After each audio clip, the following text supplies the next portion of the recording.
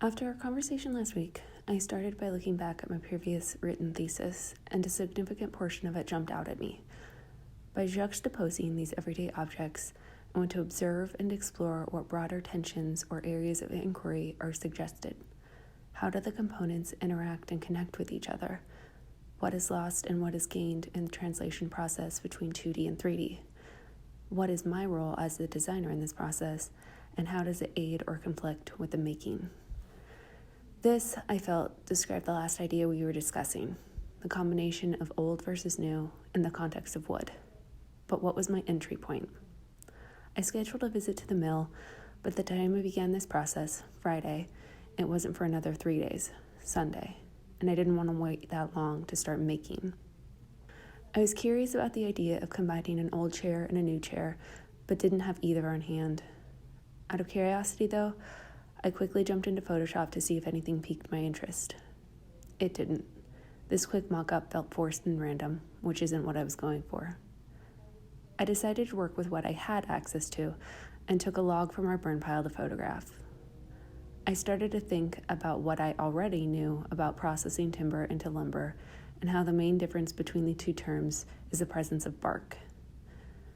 The bark, the texture, the cut. All of these aspects came through in these images. One element that didn't show up visually but did come to mind were tree rings. Tree rings not only tell a tree's age, which links back to the idea of a timestamp, but also can provide an idea of past climate conditions. I kept these thoughts in mind when I took my tour of the mill on Sunday. One of the first thoughts that struck me when we drove to the plant was the sheer magnitude of the operation itself. 3 days later, it has still left me speechless. I wanted to see every part of the process, to understand what each step of turning timber into lumber entailed. I learned also that it wasn't just lumber, fences, and decking, but they also manufacture cedar pencils, which you see here. During this trip, I also found myself asking questions about my own family's role in this history. I am the 4th generation to be, as my dad says, raised on a lumber paycheck, and my dad is the 3rd generation to work in the lumber industry. My paternal grandfather has also worked in mills, as did both sets of great-grandparents on my father's side of the family. Generations raised by blue-collar workers. My great-grandfather was a saw filer. He worked in a room like the one you just saw a moment ago.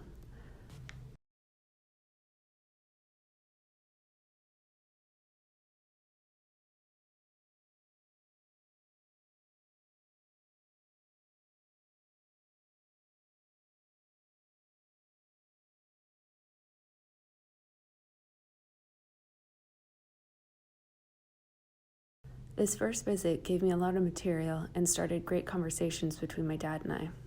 But now what? I decided to take a piece of wood I'd gotten from the mill into the studio, along with an old wooden window I'd picked up over the weekend. I photographed both with a macro lens, capturing angles and textures of both the planed wood and the peeling paint. Close up, it seems, is easier for me to gain access.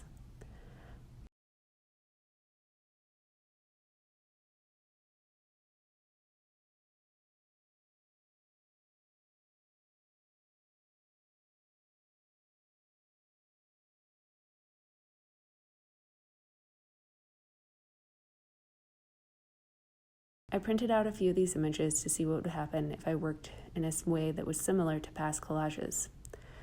Maybe it was me being restless, but these weren't speaking to me in the same way past collages have.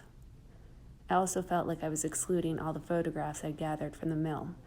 I started to think about other ways of working, and a past project came to mind. This is Glance. I co-designed this issue in 2009 when I was an undergrad. To date, it remains one of my most memorable projects because of how much fun we had making it. This way of working also reminded me of the more recent collage work I'd done over break. Letting go of my need for straight lines and strips seemingly allowed these letters on the page to interact with one another in a different way. So this is where I am now, post-gathering, still processing, somewhat making. It's a start. Thank you.